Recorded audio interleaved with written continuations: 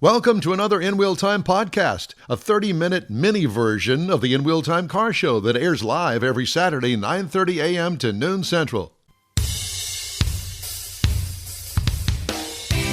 Hello, everybody. I had the music up a little bit too loud. What? I'm sorry. I was sidetracked over here for multiple reasons. We were discussing weird and off-the-wall things. But anyway, welcome to the award-winning In Wheel Time car show, your go-to all things automotive place, along with Mike Mars, Konrad DeLong, Jeff Zekin over there. I'm Don Armstrong. Glad you could join us today. And Will Coleman. Does that name ring a bell? Yeah? Yes. It does? Good. Because he is our guest today. And, He's been on before. Yep. And so he is with Alto Partners, and he's here today to talk about car share. Ride share. I've got music in my ear. How about now? I've got voices in my head. Yeah, no kidding. I like that music. I do too. Thank you. At any rate, so Will, it's good to talk to you. I know that we'd had some sort of an issue with actually seeing you, so you're going to be on the phone today, I understand. But He's in the witness protection program. Is that what it is, Will? Is that what it is, really? Hello, Will. Will, you there? Oh, sorry. Now you should be there, Will. Go ahead. Huh? Hello, Will. He's talking. I can't. Well, we can't. Come on, Don. Turn him on. Can we hear you now, Will? I can hear you guys. Oh, there we go. Good. Yeah, now we got you. That was the 10-second delay, kind of like the witness protection. Protection. The witness protection program. You're keeping me on the 10-second delay. I promise no profanity this morning. Oh, well, actually, that's okay. That's required on this show, so never mind any of that. So, Alto, tell me about Alto. Tell me first of all, what do you do? Yeah, Don, I'm the founder and CEO, so I do a little bit of everything. Some days, I'm doing radio shows, and other days I'm the head janitor. But I was going to ask, do you have the vacuum cleaner? I got a vacuum cleaner for Christmas. Great, perfect. If you really want to know. Great to know. Where are you located physically? I'm in Dallas this morning, and our headquarters is here in Dallas. At Alto, you might be asking about Alto more than me personally, but at Alto, what we do is we do ride share, elevated. Alto means elevated, and we are elevating the experience in ride share for both passengers and drivers.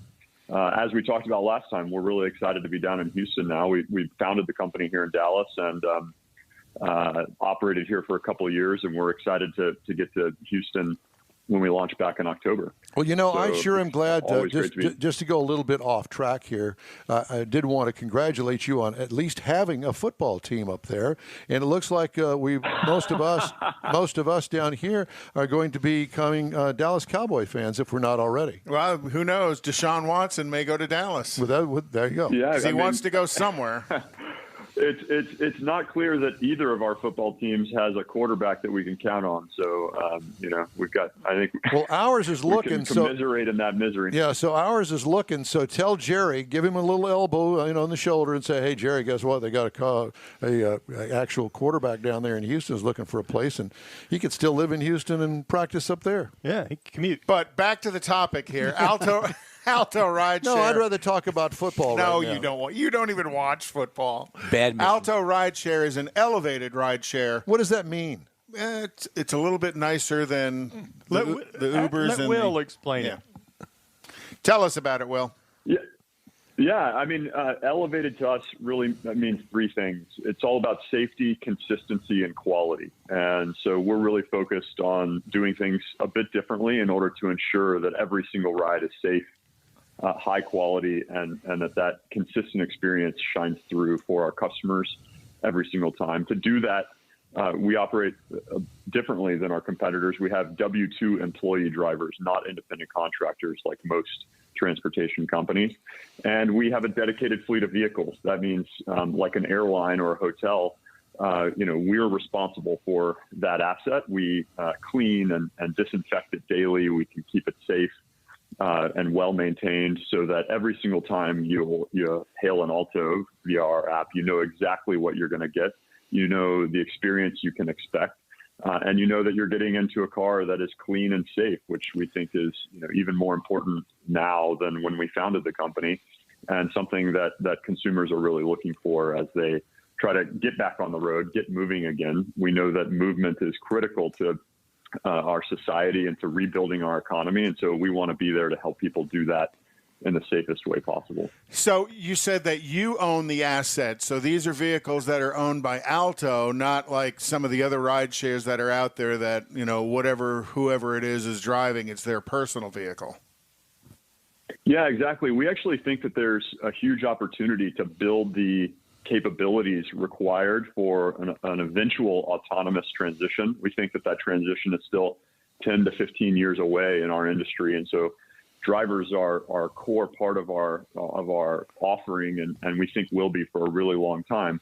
But owning the asset and building the operational capability to run a fleet of vehicles, hundreds of thousands of cars across the U.S. and around the world, we think is a really different set of capabilities than what exists today when each individual driver brings their own vehicle to the platform. And so we think that what we're doing obviously creates a great customer experience today, but also allows us to build those capabilities for the future so that we will be the eventual winner in that autonomous robo-taxi world. And we know that that's going to be really, really valuable when it does happen. And so we're starting now because there's a lot to build. Financially, are you competitive with, say, Lyft and Uber? We're half the cost of their premium products. So we think that we are a better experience than even what you can get in the Uber and Lyft premium levels with half the price. That does still make us a bit more expensive than the absolute cheapest option on the road. But our customers typically are willing to pay those few extra dollars in order to, get that consistent experience. We see it a lot like a Starbucks coffee. You can get a coffee a lot cheaper at a gas station or somewhere else, but people go to Starbucks because they know exactly what it's going to taste like, what it's going to smell like, and that they're going to make it exactly the way you want it. And that's at any Starbucks, in any city all over the world. And we think that consistency, that branded standard is worth it, and that our customers really value that. And you have some control in that consistency by owning the fleet, as opposed to the two big name competitors that are in the market. You never really know what's going to show up. And actually, I've used them in the past, and what shows up isn't what's on my phone. And the guy shows up in something else, and it's like, oh, my other car is broke down, and I'm borrowing my daughter's car or something like that. I'm like, oh, do they know that? I don't think you're supposed to do this. But I took the ride anyhow. Well, I've been in Detroit. We call that rideshare roulette, and yeah, it's a real problem. I mean, in particular, it's a safety issue, right? You don't really know in those cases, if that car is registered, if it's been inspected, if it's safe, if that's the right driver, have they been through the background checks? And I think, a lot of people have been in those situations. We talk to women and men all the time that say, yeah, I mean, I sometimes, I find that exact case where the car shows up and it's not exactly what the app says, or I didn't expect. And you know what? I ended up just getting in because I was in a hurry, or it was there. And we don't think that's a great, that's a great trade-off that people should have to make. No, I agree. I totally agree. We're trying to fix that problem for sure. You had coined a phrase a couple of minutes ago, and I'm wondering, and I want credit for this. So if you make money on it, I want a little bit of that money. Or at least advertising on the show for it, is Robo Ride Share. Have you trademarked that yet? No, but maybe we should get after it. That's a good idea. Either that or own the website address. I like the roulette comment. Yeah, I don't know if we want rideshare roulette. There's some bad connotations. Yeah, that may not work so good. Some different places. Robo rideshare makes sense because the autonomous car, there are parts of the country that autonomous cars are functioning today because they're still in test. mode, but they are on the road. You know, there's autonomous cars in the suburbs of Washington, D.C. There's autonomous cars. Yeah. There's autonomous cars driving around San Francisco. Bernie's in the back seat. With his mittens on. So but that's kind of you're getting into that market, and that's a little bit of your plan. Is that correct? Is to be the leader in the robo ride share once it becomes more popular? Yeah, you can imagine that, you know, the things required, the capabilities, we call them, required to operate in that world are much, much different, right? I mean, our business, we obviously have a major part of it that's customer facing around, you know, actually our apps and our service for our customers, but there's also a really big back end of our operating facilities, our depots, we call them, where we store and maintain and clean and fuel and charge our vehicles. The technology is quite different in terms of how we think about optimization of that fleet and supply and demand management and positioning and repositioning of the cars to ensure that they're properly dispersed within our service area to serve our customers in the best possible way. And all of those things are quite different than in a marketplace model where an Uber or a Lyft doesn't really have any control over supply. They don't want that control. And it leads to different outcomes, not only for us as a business, but for the cities in which we operate. You know, our ability to have that control over supply means that we can make sure not to oversaturate any given area of a city, to reduce congestion, reduce vehicle miles traveled, reduce emissions. And all these things we think are actually really important as an operator as well, things that we can do better and provide better outcomes, not only for our customers, again, but for the entire community in which we operate. And so those are really, you know, the mission of Alto is to elevate the experience for our passengers, for our drivers, and, you know, for the communities where we work. You will. You've mentioned community several times. So you came to Houston back in October. Alto came down to Houston back in October, and you immediately got involved. I think for the election, you were offering people some rides or some help getting to the polling sites for the election back in the first part of November. And then Thanksgiving, later on in that month, you were doing some things for the community as far as making sure people had some food. You were, if I remember right, you were picking up donations and making some deliveries. Yeah, we did a huge that's absolutely right. We did a huge canned food drive where we encouraged customers to just put cans out on their porch and made it really easy for them to be able to make donations. We then went and picked all those up for free and took them to the food bank there in Houston.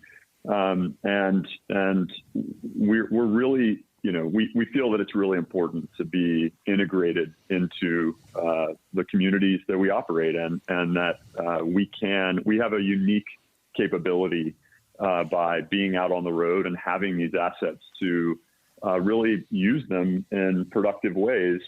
You know, there's fluctuations in demand for rideshare. You might expect that, you know, fewer people are moving at 11 a.m. than at 7 a.m. or at 7 p.m. And so this gives us real unique ways in which we can leverage our assets and give back. Actually, we just launched a special car in Houston called our Art Car by an artist there in Houston, Shelbi Nicole. And we're actually bringing it up. It's a moving piece of art that we've kind of put onto the streets in Houston to try and bring a little bit of cheer and you know, smiles to anybody that sees it as it's driving by. And we think that it's those sorts of things that allow us to really, you know, be a different, have a different feel in terms of our relationship with the cities, the states, the communities in which we operate. One that we've seen, you know, many of our competitors take a much more, I'll call it, adversarial approach, and we think there's a lot more we can do to be partners. Yeah, people will see that one coming, that's for sure. Yeah, it's we've got a picture of it up there. We had a picture up there of the artist Shelbi Nicole, and it's very artsy, but it's also very friendly. I mean, it's not like a big black Suburban pulling up in the middle of the night, you know, and you're kind of wondering who's in it. You know, this is very very inviting, if you will. Colorful. Colorful, yeah. So that's pretty cool. Yeah, Shelbi is actually a pretty well-known public artist.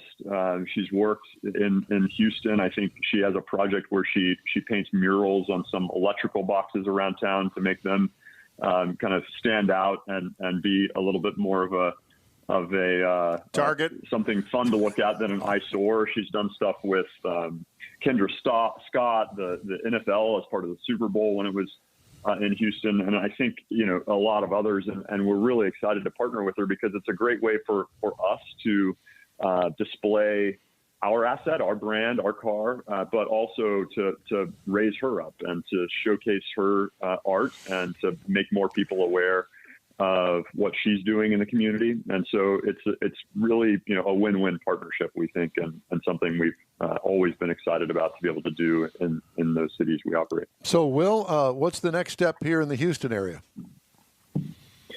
It's all about growth now. We started, I think, as we talked about last time, kind of in a smaller service area with a relatively small fleet of only 25 vehicles. We've grown that fleet, almost doubled it since then, and are adding new cars all the time. We're getting more customers, more businesses, more consumers that are reaching out and excited to partner with us and to take rides. And so we're really leaning into that. We do feel that our differentiation is, again, more important today than it ever has been. I've said that before, and I really believe that. I think that what we're able to do to offer people, a way to get around safely in this time. And we think this, unfortunately, that this kind of need for safety and cleanliness is going to last for quite some time, and that we're going to be able to continue to do that. So we're excited to continue to grow within Houston to serve more and more of the greater Houston area. We've got our eyes set, on Katy and the Woodlands, and continue to expand as we grow the fleet and can grow our driver base. RideAlto.com.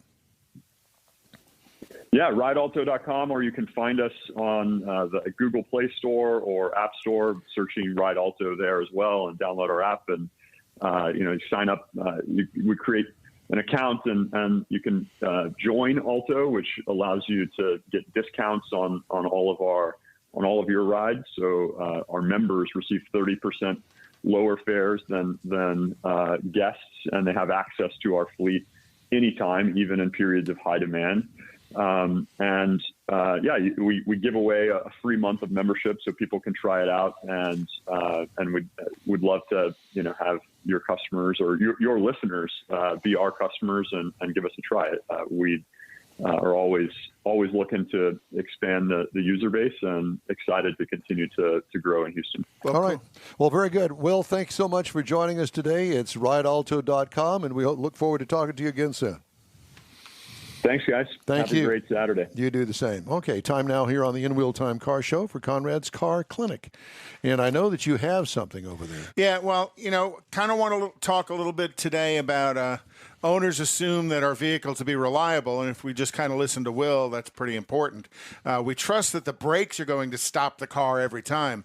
And if you think about how a brake system works, you step on the pedal and the car stops. That's what it's supposed to do.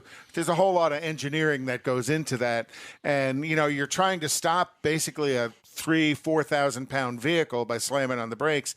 And that causes all kinds of upsets, stresses and upsets on the vehicle. You got to make sure the tires are gripping the ground correctly. You got to make sure that the brakes are stopping the vehicle. And you're talking about basically stopping a charging rhinoceros when you slam on the brakes when you're trying to stop the vehicle. And you want to depend on the fact that that's going to work. At a glance, your brake system doesn't seem too complex. Hit the pedal, the car stops. But the hardest working parts of the system create a lot of heat, and that heat can be detrimental to the vehicle. Considering the great amount of friction it takes to accomplish this, it's no surprise that your brake fluid takes a beating. Brake fluids have additive packages built into them. Some are much better than others, and those additive packages include some pretty pretty powerful players like corrosion inhibitors, anti-wear, and antioxidants. All that may seem kind of complicated sciencey words, but trust me, these additives are crucial to the reliability of your brakes. Every time you use the brake pedal, you increase the heat in the brake system from the friction, and the higher the friction, the higher the heat, and that heat causes the fluid to expand. When the fluid cools and contracts, it draws in a little bit of humidity from the outside air, and that humidity, when you bring it into the system, is really what creates the issue. And the issue is the sponginess of a brake pedal. So we want to make sure you're extracting all that humidity out on a regular basis. One of the ways you can test brake fluid is to check the copper level inside your brake fluid. Your brake lines and your braking system, there's actually quite a bit of copper in it. And as the fluid ages, it leaches copper out of the inside of the system. And you can measure the level of copper with a test strip. It kind of goes from white to purple, and the darker the purple, the more copper that's in it. And when the brake fluid exceeds like 100 parts per million copper, it's time to change the fluid. Some brake fluids out there in the industry actually turn green as they age. They'll turn green, then they'll turn brown, then they'll turn black. And the reason they turn... So does Jeff. Well, think about it. What color does copper turn when it corrodes? Green. So you can see that green in the brake fluid as the brake fluid ages. So if you're going, driving a vehicle for a long period of time, you definitely want to service the brake fluid at a regular interval. Depending on who the manufacturer is how often you're going to change the brake fluid. There's some manufacturers that tell you to change the brake fluid every 20,000 miles. Oh my God! Every 3 years. Really? Every two. Oh yeah. Nissan and Mercedes are every 20,000 miles. Honda is every 3 years for the first fluid change, and then every 2 years for each fluid change after that. The Europeans tend to be every 2 years. The domestics tend to be every 3 years. So getting all that old contaminated fluid out is very, very important. Fill it with fresh, new fortified fluid for the longevity of your brake system is pretty important, because you got to remember, as it's leaching that copper out of the system, that's how you can measure the corrosiveness of the fluid. So get your brake fluid checked, and if you haven't changed it in 3 years, find your service center and ask them to change the brake fluid. The brake fluid, that's the pedal on the left, right? That's the pedal in the middle. Right. If you drive a shifter car. There you go. Don drives a shifter car. A shifty car. Some of the news-making headlines this week. The president, Mr. Biden, on Monday vowed to replace the U.S. government's fleet of roughly 650,000 vehicles with electric models as the new administration shifts its focus towards green energy. Biden criticized existing rules that allow vehicles to be considered U.S.-made when purchased by the U.S. government, even if they have significant non-American-made components. Biden said he would close loopholes that allow parts like engines, steel, and glass to be manufactured abroad for vehicles considered U.S.-made. Good luck with that, Bubba. And right behind that, I put this story. Ford Motor Company said Thursday it will build the new Mustang Mach-E electric crossover at a joint venture with Chang'an Motor Company, with sales in China beginning later this year. Hunter's invested in them.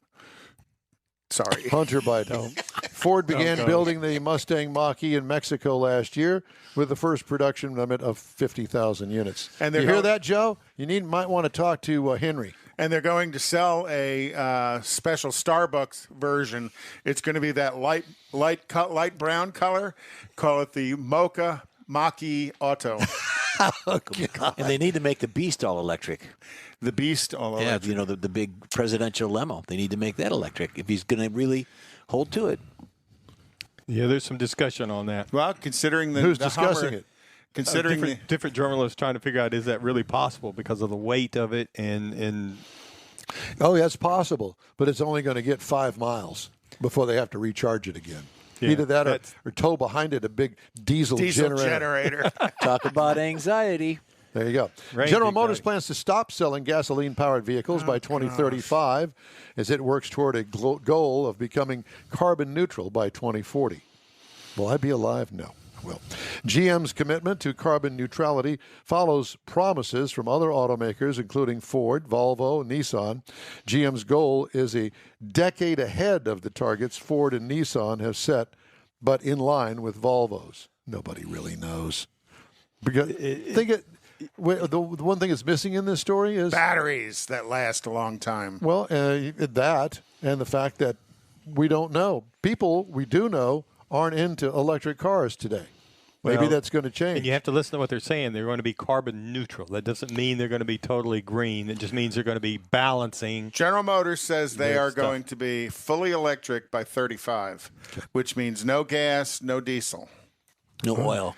Good luck with that. Good luck. Yep. Okay. All right, that's it for this hour of the In Wheel Time Car Show. Hour number 3 starts in just a little bit. Tailpipes and Tacos is Houston's premier cruise-in, and you're invited to join in. Whether you're a cruiser or spectator, Tailpipes and Tacos is the place to enjoy made-to-order breakfast tacos, fresh coffee, and mingle with Houston's fun car people. Mark your calendar for Saturday, February 20th for Tailpipes and Tacos at the Lupi Tortilla Mexican Restaurant in Katy, 8 a.m. to 11 a.m. Tailpipes and Tacos is free, and everyone's invited. You will see collector cars, hot rods, customs, magnificent originals, and resto mods all at one location.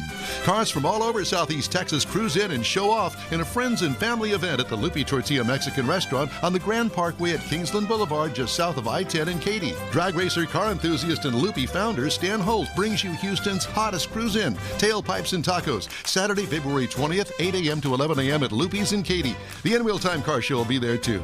Get your ride ready, and we'll see you at the Tailpipes and Tacos Saturday morning cruise in, February 20th, 8 to 11 a.m. at Lupi's in Katy, weather permitting. Is your business or company looking to stand out in a crowded advertising market? Looking to reach the real auto enthusiast? Well, you found it. You're listening or watching In Wheel Time, and so are your fellow enthusiasts.